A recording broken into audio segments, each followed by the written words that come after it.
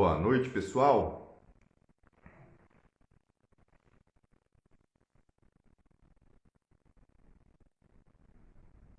Boa noite, Paulo. Já vou te convidar. Boa noite, pessoal. Paulo, a gente vai esperar só um pouquinho para que as pessoas entrem aqui e aí eu já te envio a solicitação para que você possa aceitar. Boa noite, Sara, Ana, Joana, Alex, Léo. Estão me ouvindo bem? O áudio está saindo bem?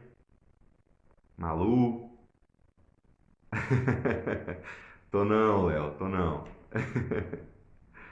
Hoje eu vou ter uma oportunidade imensa de ouro de poder entrevistar um profissional pelo qual eu tenho muito respeito e admiração e que eu acompanho o trabalho e a jornada há muito tempo, desde adolescente. Boa noite, Vitor, Sara. Obrigado, Sara. Então vamos lá, vou convidar o Paulo já para poder fazer parte aqui desse bate-papo, não é? Então vamos lá.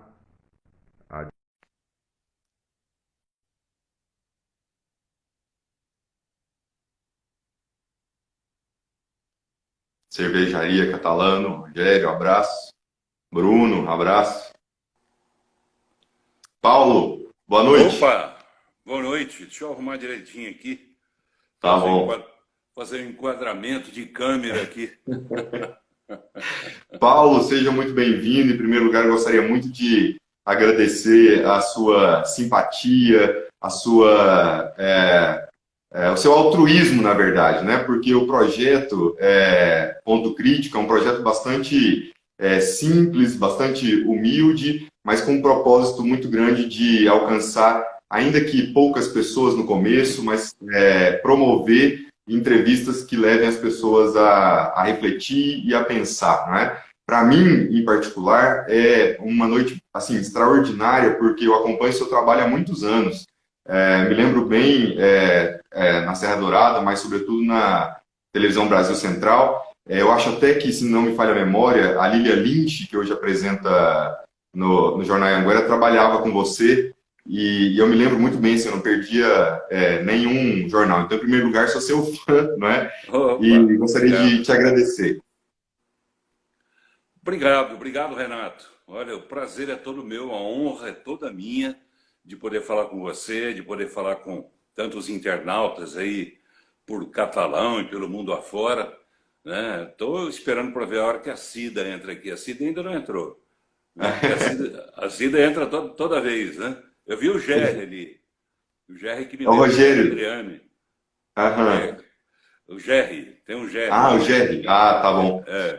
Mas olha, é um prazer Paulo, muito grande estar aqui com você. Espero que de alguma forma nessa participação minha possa corresponder à expectativa e que a gente possa falar, né, pelo que você me disse, né, sobre jornalismo de uma forma geral, sobre um pouquinho sobre meu trabalho também, um pouco sobre política, enfim, o que você quiser. Como eu costumo dizer, a pauta, quando eu faço convite às pessoas para irem ao meu programa e me perguntam qual é a pauta, eu digo clínica geral. Tudo. Estou é disposto a isso. tudo. Que honra. Paulo, vamos começar então, na verdade, falando da sua história um pouco, né? Você fez 50 anos de jornalismo e, pelo que eu pesquisei, você é da cidade de Bebedouro, em São Paulo, e começou lá na década de 60 no rádio e veio para Goiás, né? Meados dos anos 70, e aqui começou o seu trabalho jornalístico. Conta pra gente, portanto, esse seu começo, por gentileza. Olha, Renato, na minha vida, e há muita gente que fala isso, minha mãe, saudosa mãe, falava muito isso, as coisas acontecem de uma forma muito natural. Então, a minha entrada em rádio lá em Bebedouro foi através de uma professora que eu tinha. Eu fiz o curso normal, porque eu fugi da matemática, né? Só tinha o científico. Você só podia escolher entre o científico e o normal. O científico tinha matemática com uma professora que era uma fera, rapaz. E eu já era traumatizado porque ela já havia dado aula para mim e eu não gostei. Então, para fugir dela, eu fiz o curso normal e aí foi o curso normal da história se desenvolvendo. Uma professora que era casada, infelizmente o dono da rádio morreu a questão de uns 15 dias, com 98 anos.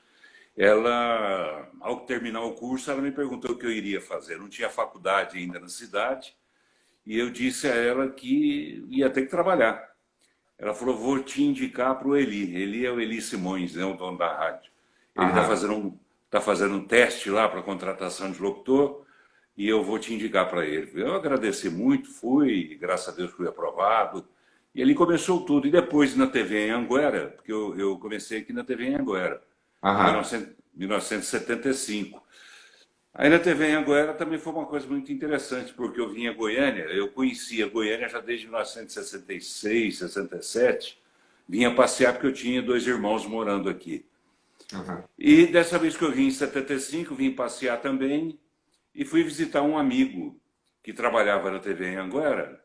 E na hora que ele me recebeu, entrei na sala dele e tal, e ele me apresentou para o chefe dele, que era o Paulo Grampola. Era um carioca que tinha acabado de vir para Goiânia com a intenção, com a missão, aliás, né, de modernizar a TV em Anguera. Porque eu sou da época dos comerciais em slide, meu amigo. Né? Slide preto e branco ainda por cima. Né? Então Muitas ele veio, transformações. muitas, eu acompanhei todas, passei por todas, fui o primeiro a Uhum. aparecer em cores na Aham. TV aqui em Goiás, aquelas histórias todas assim que na época era muito importante essas coisas. E aí esse amigo meu, Tércio Rimoli, que era vizinho meu, tinha sido vizinho meu lá em Bebedouro, me apresentou para o chefe dele e disse, olha, você que é meu amigo, o Paulão, trabalha em rádio lá em Bebedouro e tal. Ele olhou para mim e eu tinha acabado de vir, eu estava de férias, tinha acabado de vir do litoral do Nordeste todo, né? Cheio de cabelo, bronzeadinho, novinho, 22, 23 anos. E ele olhou para mim e falou, você trabalha em rádio? Eu falei, trabalho. Eu vou gravar um teste com você. E aí foi. Gravei o Já com essa teste. voz. Essa voz eu não vejo nada demais nela, assim, não, mas É voz de locutor. era mais ou menos isso mesmo. Mais ou menos. Mais ou menos. Eu tenho gravação aqui em casa de programa que eu apresentava na rádio de 1973, eu comecei em 69. É claro que você vai se soltando, né? A voz vai ficando mais Aham. natural, a voz vai ficando mais. Mas era isso mesmo, mais ou menos isso mesmo. E aí começou a minha história. TV em Anguera, fiquei 17 anos lá. E você trabalhou na TV em Anguera, tanto na apresentação de jornal quanto também no grupo, porque você também trabalhou no Popular. Isso. Como eu só trabalhava à noite, e, enfim, uma história bem comprida, eu vou pular. Mas aí eles me ofereceram, me convidaram para trabalhar no Caderno 2 do Jornal Popular, sabendo que eu tinha um apreço muito grande pela cultura, essa coisa Aham. toda. E o Caderno 2 na época, que hoje virou Magazine, era um caderno essencialmente cultural mesmo. Mas não aquele cultural do chato, não, cultural do bom. Aquele Aham. cultural até pop, vamos dizer assim. E eu comecei, fiquei como repórter um mês, e aí a editora do Caderno 2 se separou do marido aqui, foi embora para Brasília e me indicou para assumir o lugar dela. Então, um mês e pouco, eu já estava sendo editor do Caderno 2. Eu fiquei quase 17 anos lá também. E foi muito Aham. bom. As duas experiências fantásticas, maravilhosas. Pude conhecer redações do JB, né, o Jornal do Brasil, do Globo, do Estadão, da Folha, da Globo. Quer dizer, eu tive uma oportunidade assim riquíssima, né, de estar em contato com as pessoas e pessoas de altíssimo gabarito, né? Então eu ficava lá só ouvindo, só vendo, ouvindo e aprendendo. Aprendi um pouco. Paulo, eu vi uma entrevista sua com o Jackson Abrão para a TV PUC, e exatamente você citava, inclusive, um momento que eles te emprestaram para Brasília, não é? Que você foi apresentar um jornal em Brasília. O Jackson até fez essa lembrança, não é? É, É. Na época, isso foi na época da ditadura. Ah, sim, a ditadura acabou em 85, eu fui para lá em 79. Aham, Então, eu estava aqui desde 75, e em 79, um apresentador da Globo de Brasília da noite para o dia, resolveu pedir demissão, porque a esposa dele estava grávida, não se adaptava a Brasília, o clima seco de Brasília, principalmente, e ele teve que voltar para São Paulo. E o Toninho Drummond, que era o diretor da Globo de Brasília na época, e infelizmente faleceu também há pouco tempo, ele já me conhecia, né? Porque me vinha sempre a Goiânia, me via, gostava do meu trabalho. Então ele me convidou. Paulo, me socorre aqui, vem para cá para a gente conversar, mas me socorre que eu preciso ter um apresentador aqui. Aí eu fui e apresentei o jornal Hoje, local, e também fazia a apresentação das notícias de Brasília para o jornal Hoje Nacional. Entendeu? Então eu fazia rede, né? Fazia toda a rede, no Brasil inteiro. E aí eu fiquei um mês, fiquei 2 meses e ele ficou de me apresentar uma proposta e nada, até que eu falei para ele, falou, meu amigo, eu tenho que ir embora, vou voltar para Goiânia, porque eu já havia feito sociologia em São Paulo, mas aqui eu resolvi começar a fazer jornalismo. Falei, as aulas estão voltando, eu trouxe minha mãe para morar aqui, comprei um apartamento, né, em Goiânia, eu tenho que voltar. E ele tentou me segurar, mas o que ele me ofereceu era muito pouco, e eu vim embora. Aí passaram-se uns dias, ele tornou a me procurar, pediu para ir lá, para socorrer de novo, e aí ele me fez uma outra proposta. Mas é interessante esse negócio de Globo, claro que tem uns medalhões. Dizem que o Bonner ganha 800 mil reais por mês, apesar que dizem que estão querendo reduzir o salário dele, né? De todo mundo. Está reduzindo de todo mundo. Mas tem alguns, claro, uns medalhões que ganham bastante, ganham bem. Mas, no geral, né, o Globo não paga essas coisas. Aí eu pensei bem, raciocinei, falei, não, eu vou ficar em Goiânia, que é uma cidade que eu já estou mais acostumado. Brasília é uma cidade muito engraçada, né? Não tem esquina, não tem bares nas esquinas, nos quarteirões, né? Quer dizer, tem o setor de bar, o setor disso, o setor daquilo. Você quer ir de um para o outro, é longe, pelo menos era assim na época. Aí eu resolvi ficar em Goiânia. Perdão. Sim? Não, Paulo, porque chama a atenção que o seu trabalho, né, a construção que você fez do seu nome, né, como referência hoje em Goiás, mas pensar, por exemplo, o jornalismo naquela época, sobretudo em Goiás, e duas coisas, na verdade, não só fazer o jornalismo, como fazer cultura, né, porque você também teve uma empresa, inclusive, de promoção cultural em Goiás, né? Quer dizer, analisando, inclusive, a existência de outros veículos, inclusive até a audiência, né? O público em Goiás, se tratando de um estado, digamos, um pouco mais agrário, mais carente de infraestrutura, né? Como é que hoje você olha para trás e analisa esse seu caminhar, portanto, né? Como era fazer esse jornalismo e fazer essa promoção cultural num estado como o nosso? Olha, Renato, é muito interessante isso que eu vou dizer para você, pelo menos eu acho que é interessante, porque eu comecei logo aqui em Goiás pela principal emissora, que é a TV Anhanguera, isso não tem dúvida, é afiliada da Globo e etc, etc. Ainda é a principal emissora, embora a concorrência hoje esteja bem mais acirrada. Mas, na medida em que eu fui trocando de emissora, e, na verdade, eu fui, digamos assim, evoluindo em termos de emissora de prestígio, eu fui evoluindo o meu jornalismo. Porque eu posso fazer hoje, por exemplo, na emissora em que eu estou, na Fonte TV, que é da Igreja Fonte da Vida, eu posso fazer lá, pelo menos até agora eu tenho feito, com total liberdade. Entendeu? Eu escolho a pauta, eu escolho o convidado, eu digo o que eu quero, e não tem problema nenhum. Coisa que eu não poderia fazer, por exemplo, na TV Anhanguera, onde você é obrigado a ler teleprompter. E foi essa uma das razões que me levaram, inclusive, a querer sair de lá. Eu falei, poxa, eu sou jornalista, eu me formei em sociologia, fiz jornalismo, para quê? Para ficar lendo? Para ler, qualquer um lê.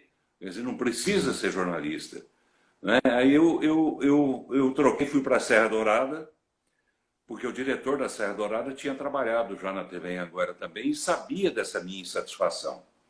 Ele sabia que eu queria, na verdade, fazer uma coisa diferente, que é o Zé Eustáquio Barbosa. Ele era diretor comercial da TV Anhanguera E assim que ele foi montar a TV Serra Dourada, ela tinha pouco menos de 1 ano de existência, ele me ligou, me convidou para um almoço, fizemos um bate-papo, depois me convidou para outro, enfim, a gente afinou a conversa até que eu decidisse que aquilo era tudo que eu queria. E foi a melhor coisa que eu fiz naquele momento. Eu passei a ser, inclusive, editor-chefe no meu programa, passei a ser, depois, diretor de jornalismo. Então, lá eu tinha também essa liberdade. Claro que você sabe que Autonomia. acima da gente tem os donos, tem o dono da televisão, tem o dono do jornal, né? Uhum. E como já dizia aquele nipperzinho, aquele cachorrinho que aparecia antigamente, não é do seu tempo, mas que aparecia antigamente na etiqueta dos discos da RCA Victor, né? Um cachorrinho ouvindo um gramofone, e estava escrito a voz do dono. Então a gente sabe que televisão é a voz do dono, que a rádio é a voz do dono, tudo é a voz do dono. Mas você pode muito bem delimitar um espaço dentro dessa limitação e trabalhar e fazer uma coisa interessante, uma coisa que atenda à necessidade, à expectativa do público, a sua, e não deixe de atender também a do patrão, porque patrão vive, é negócio, televisão é negócio. Uhum. Né? Uhum. Ele tem que faturar. Se ele não tiver audiência, se não tiver qualidade e não tiver também um bom trânsito, o que infelizmente é obrigado a acontecer aqui em Goiás com os governos, ele não Uhum. sobrevive. Entendeu? Mas eu nunca deixei de dizer nada. Eu preferia, na verdade, que me pedissem para dizer alguma coisa, para acrescentar alguma coisa, para fazer alguma matéria, do que pedir para tirar. Era muito melhor. Aham. Paulo, inclusive, né, portanto, resultado dessa história que você acabou de contar, você acabou cunhando, né, um termo que hoje é utilizado, inclusive, por outras TVs, que é o jornalismo de verdade, né? Na verdade, a gente tem hoje em dia, digamos assim, tipos de jornalismo, né? A gente tem jornalismo alternativo, jornalismo independente, jornalismo de verdade, não é? E aí você falou de uma questão muito importante, que é a relação do veículo de comunicação com os governos, né? Como é que a gente pode identificar, portanto, uma verdade, digamos assim, nesse fazer jornalismo que esteja submetido aos interesses comerciais? É o que eu disse até momentos atrás. Você não existe jornalismo independente, não existe jornalismo isento 100%, porque você é obrigado a atender o patrão. E eu, em todas as vezes que eu mudei de emissora, é porque eu estava insatisfeito. Então, se eu que estava insatisfeito e não podia dizer o que eu pensava, eu que saísse. E foi o que eu Houve, fiz. inclusive, houve, inclusive, um episódio na televisão Brasil Central que você pediu demissão e até alegou censura à época. Sim, exatamente. E foi censura mesmo, quer dizer, uma censura que eu já vinha sofrendo há algum tempo, não podia falar certas coisas, não podia falar do governo, não podia falar, não podia levar ninguém que fosse de oposição, não podia falar nem do Lula, não podia falar. Um dia nós fizemos uma reportagem que no ar teria sido maravilhosa, foi até o meu amigo que está aí pertinho de você agora, que é o Luiz Carlos Bordoni, né? Você Aham, está conhece em o Bordoni? catalão. Está Sim, em está em catalão. catalão. Aham, Pergunte a ele, pergunte a ele. Uma certa ocasião, nós combinamos e ele ficou uma semana indo, foi até o norte do estado, depois veio descendo, percorrendo o trecho da ferrovia Norte-Sul, para ver o que é que estava acontecendo, porque essa ferrovia Norte-Sul não sai do papel de jeito nenhum. Então, mas o presidente inaugurou, a Dilma inaugurou, quer dizer, inaugurou para dizer que inaugurou, mas não funciona, né? Não uhum, funciona conforme foi projetada. E o Bordoni foi, ficou uma semana com cinegrafista, com equipamento, com carro, com tudo. E veio descendo, fazendo matérias, para depois a gente exibir uma série disso. E o Bordoni chegou no momento que eu estava para entrar no estúdio, isso faltava tinha uns 5 minutos para começar o meu programa, isso era à noite, aham. e eu quis saber dele aí, como é que foi, o que rendeu e tal. Ele começou a falar, falei, não, vem cá, participa do programa aqui, que você já fala no ar aqui logo de uma vez. Né? Eu sou meio assim, para mim programa não tem que ter script, se tiver script muda, entendeu? Uhum. A informação mais importante tem prioridade.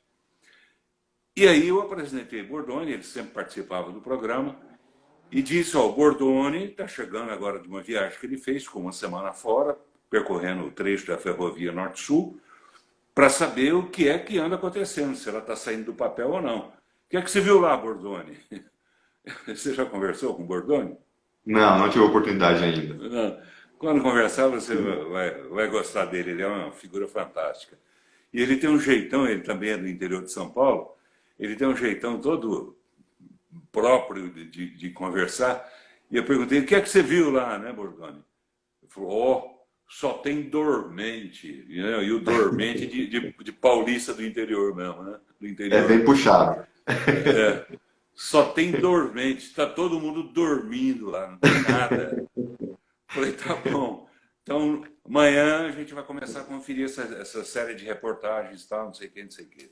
No dia seguinte, pela manhã, eu já recebo um telefonema da direção da emissora dizendo, ó, se você for um pouquinho inteligente, você não põe essas matérias no ar.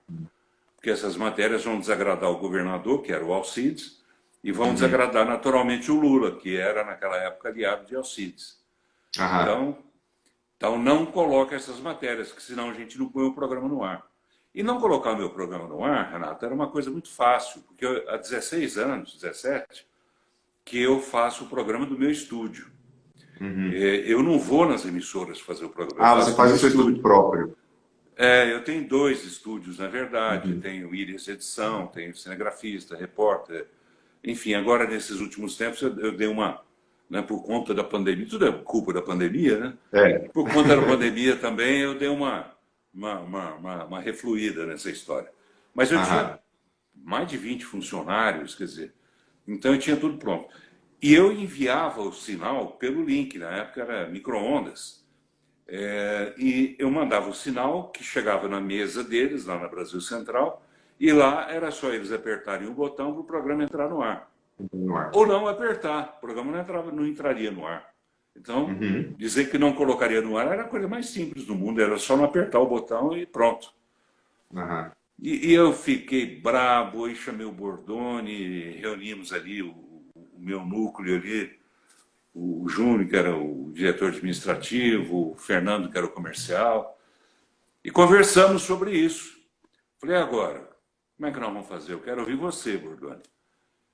E parou, pensou, falou, eu não quero ser o motivador da demissão de 20 pais de família. Então, melhor não pôr no ar. Falei, você está brincando? Ele falou, não, por mim não tem problema nenhum. Claro que tem, mas eu penso mais nessas pessoas que vão ficar desempregadas, são pais de família, etc, etc. Aí eu não pus no ar. E aí teve outro episódio, teve outro e outro, até que chegou nesse dia, período de eleição, em que eu não fiz debate, até porque o debate ultimamente ficou chato, porque você tem que ouvir as assessorias engessam cada vez mais o debate. Eu já fiz debate com participação do público, na rua, na Praça do Bandeirante, isso na época do Jornal do Meio-Dia. E com uma plateia de convidados fazendo comentários sobre o que estava achando do debate. Cajuru, por exemplo, estava no meio, foi lá no Hotel Castros. Eu fiz um link de lá e eles comentando o que estava achando do debate, ao vivo. Gostassem ou não os entrevistados, os debatedores, eles diziam o que pensavam. Mas aí eu sei que eu resolvi fazer só entrevistas individuais com os candidatos. E no segundo turno, aí era Marconi contra o Iris. O Marconi, a assessoria do Marconi confirmou que ele iria e a assessoria do Iris agradeceu a oportunidade, ciente de que estava perdendo o espaço, mas ele tinha um outro compromisso, não poderia ir e tal, tal. E eu convidei com muita antecedência, tal, para não ter problema. Enfim. E eu disse no ar,